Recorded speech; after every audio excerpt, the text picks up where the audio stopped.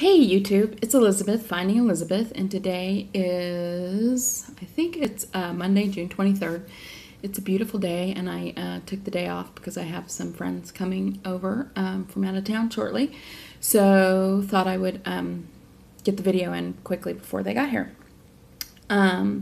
This is my 10-week post-op VSG surgery. I had surgery on April 14th, 2014 with Dr. Belsberg at Kaiser South Bay. My highest weight starting this process was 402 pounds. My surgery weight was 360 pounds. My weight last week was 309.6, and my weight this week is 306.4. So that's 95.6 pounds down since I've started, which is incredible. And this last 10 pounds to get to the 100-pound mark is taking forever. But anyway, so 95.6 pounds down since I started, 53.6 pounds down since surgery, and 3.2 pounds down since last week. So I haven't really hit a stall, but it seems like things have slowed down pretty considerably, which is fine. We're still making progress. And I can see some things that I could do probably to help beef up that number a little bit. I don't want to be greedy, but I like those 8-pound numbers better. Those weeks were nicer for some reason. But anyway, I'm all good with it. We're all going in the right direction. I know I mentioned last week that I had been pretty sick, really nauseous, and I wasn't able to get in enough protein or water. That finally kicked on Tuesday, and I started feeling better. I think it was one of two things. One was I had stopped when I had surgery, they gave me a 100-day supply of the Pepsid to take twice a day, and I had stopped taking that because when I went to my 6-week follow-up, they said, you only need to take it if you need it. So I stopped taking that, and I started it back again after I started being nauseous, and I'm wondering if that might have something to do with it. I guess we're going to find out pretty soon because I think I took the last one I have today. So if it happens again, I'll order a refill. And the other thing was I think I was getting a little bit dehydrated. For some reason, the water was really hard going down on my stomach. And so when I called the surgeon's office, they suggested doing Crystal Light, which I did, and which helped me be able to get in more water. So I don't know if it was dehydration or if it's the Pepsid, but I guess we'll find out coming up. But anyway, starting about Tuesday, I started to feel much better, which was great because I was not a fan of feeling like I wanted to throw up every 5 minutes. Okay, every week I look at my average calories, protein, etc., and just share those with you guys because I think it's something I'm always curious about. So my average calories for last week, I gotta put the glasses on for this. My average calories last week were 811. Protein was 66 grams. Carbs were 58 grams. Fat was 38 grams. Sugar was 10 grams. Water, 43 ounces. And I also track my steps. So the average steps each day were 4,285. So there's obviously a couple things there that I'm going to work on this week. I think my protein number was down really because I was sick earlier in the week. But it was 66. I want to get that at least up to 75 for next week. The carbs I want to pull down a little bit. Previously they were like around 40, so I want to bring that down. I'm curious how much carbs other people are eating. If you want to share that information and could comment below, I would love to know what trying to find what the sweet zone is. Of course, the water, not getting enough water, so 43 ounces last week. I want to bump that up to, let's go for 64. I mean, I really need to get it in, and I think it will make a difference with my weight loss. And then steps, I'm going to shoot for an average of 6,000, so that's up like 1,800 a day. I did go back and see the trainer on Friday. It was really awesome. It was a lot more awesome when I didn't feel like throwing up. He was like, wow, you're doing much better than you were last week. I'm like, yeah. It's not that I have gotten that much more fit. It's just that I don't feel like I'm going to throw up every time I move. So that was great, and I've been able to do some of those exercises at home. In July, I'm going to start going. Right now, I'm going once a week. In July, I'm going to start going twice a week. And then maybe 3 times a week we'll see how it goes. But I need to get back to the gym to do the treadmill, etc. I need to do a little more than just walking the dog. So I'm going to do that this week. Even though the weight has slowed down a little bit, I mean, the NSVs are coming fast and furious. I have a whole bunch of NSVs over this week.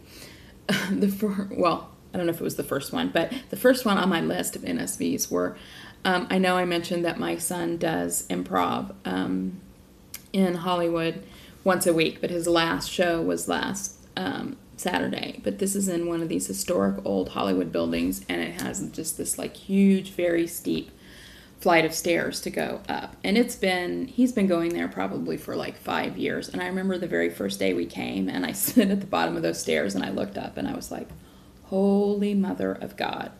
There is no way I'm going to be able to get up those stairs. I did.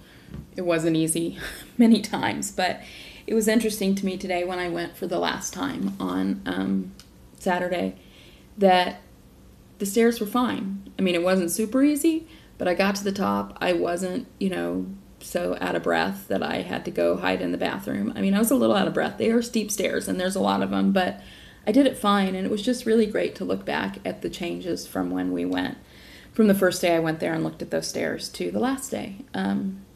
So that's huge progress. Then the girly things that have just gotten so much easier, like shaving your legs, manicuring your toes, or pedicuring, whatever, your toes yourself. Did both of those things. I mean, I shaved my legs before now, but it was a much harder ordeal. But pedicure, I don't think I've given myself a pedicure in, I don't even know how long, probably 10 years. I still prefer to have someone else do it for me, but it's nice when you don't have time to do that. You can just change the polish and do it on your own. Today I went grocery shopping and had a ton of groceries because we're having company. Used to be that I would come in, like bring a couple of bags, and then have to actually rest in between each time of going out to the car and getting more grocery bags. And then I would have to sit down before I could put everything away. I was so tired. Well, that's just not even an issue. Did 4 loads of groceries, carried the water, did it all, put it away, all done, feel great. So that's awesome. What else? Oh, yeah.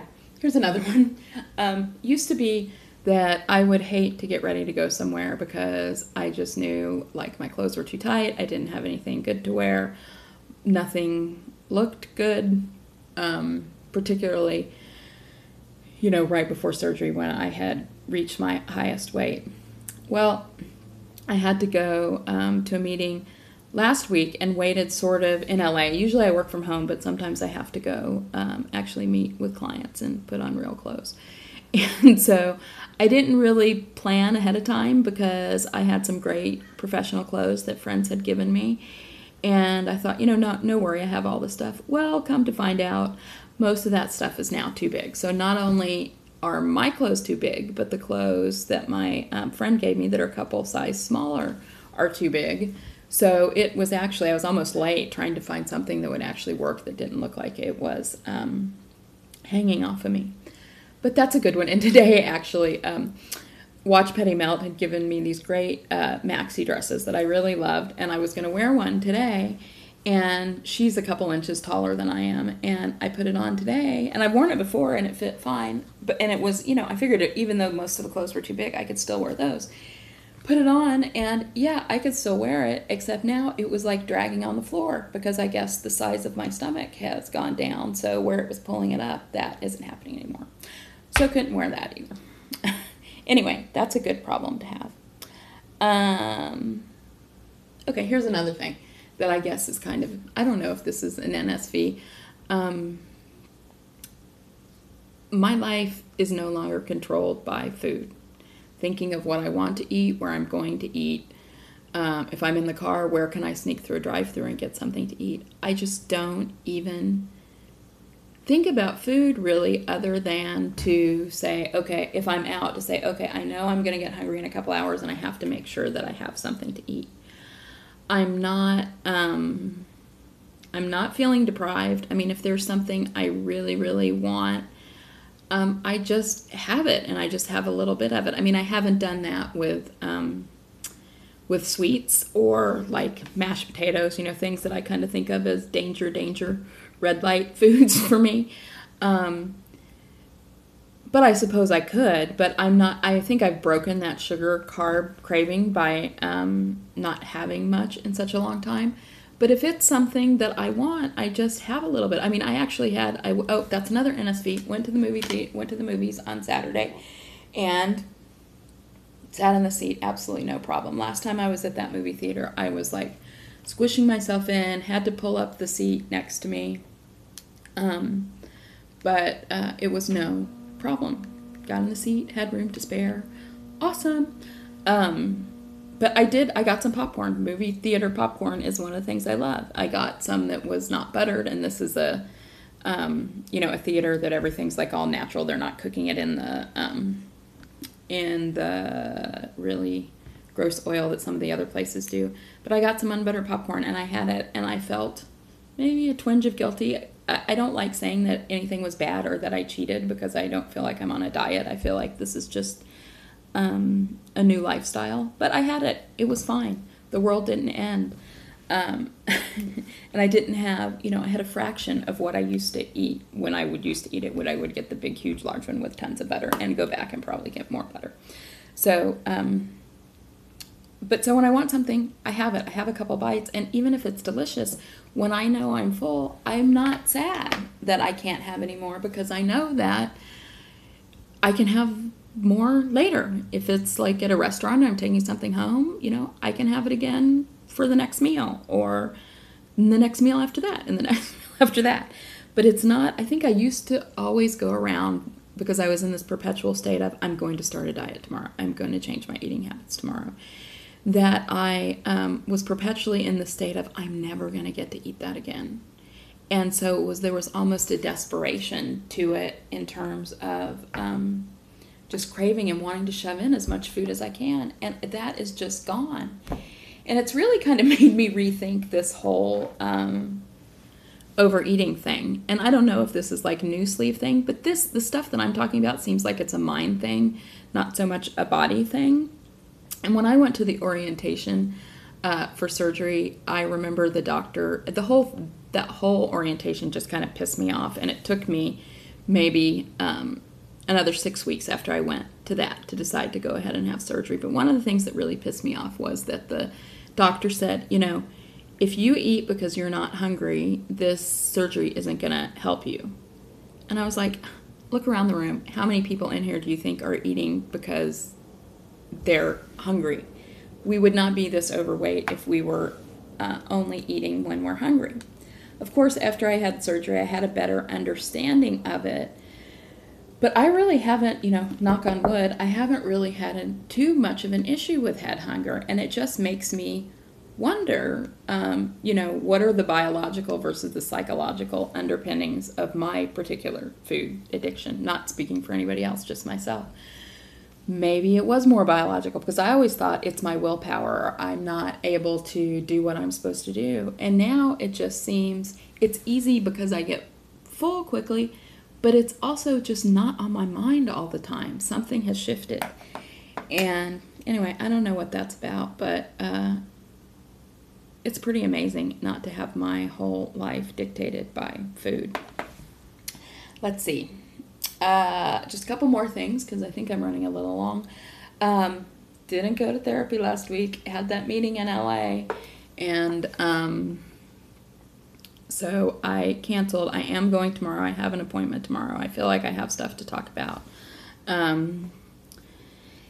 And so I am going to go, and I actually think I'm going to give my therapist this channel so she can watch my videos. So I don't know if she'll want to, but I'll give it to her. I mean, I know that there's going to be a psychological component of this at some time, and I feel like I'm kicking myself in the butt if I stop therapy now after so long. So I'm going to talk about it with her tomorrow, but I'm going to go back. It's been a couple weeks, but I'm going to go. Also wanted to see who's going to Obesity Help. It happens to be, it's in August in Manhattan Beach, which is just about, 25, 30 miles from where I live. And I'm going, and I would love to know if anybody else who's watching is going. So put a comment below, because I'd love to plan like a little opportunity for all of us to get together. And then one last thing in passing that doesn't have a whole lot to do with the weight loss journey, but there was a video going around on Facebook last week of Jim Carrey doing this graduation speech at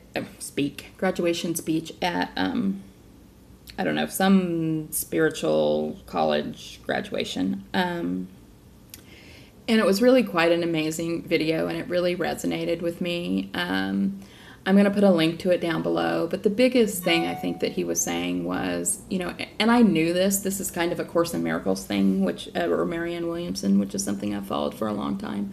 But it's like every decision you make is either based out of fear or love. And for so long, I feel like everything I did was based in fear. And I feel like with every pound that goes away, that fear is being released with the weight. And I am able to respond from love, both for myself and for other people. And it just, I mean, it really motivated me. It actually, after I watched it the next day, I addressed some things work-related and financial-wise that I'd been sort of afraid to do, and they came out very much in the positive for me. So just going to share that with you guys. If you like it, great. If not, sorry. Anyway, I think that's it for this week. I hope everybody has a great week. Thanks to those of you who've subscribed and are watching. I so appreciate it, and love getting your comments, love watching your videos. If you I try to subscribe to everybody who's subscribed to me. Some of the people I noticed weren't doing videos. If you happen to start doing videos, let me know. Just leave it in the comments so that I can subscribe to you as well. All right. Have a great week. Take care. Bye-bye.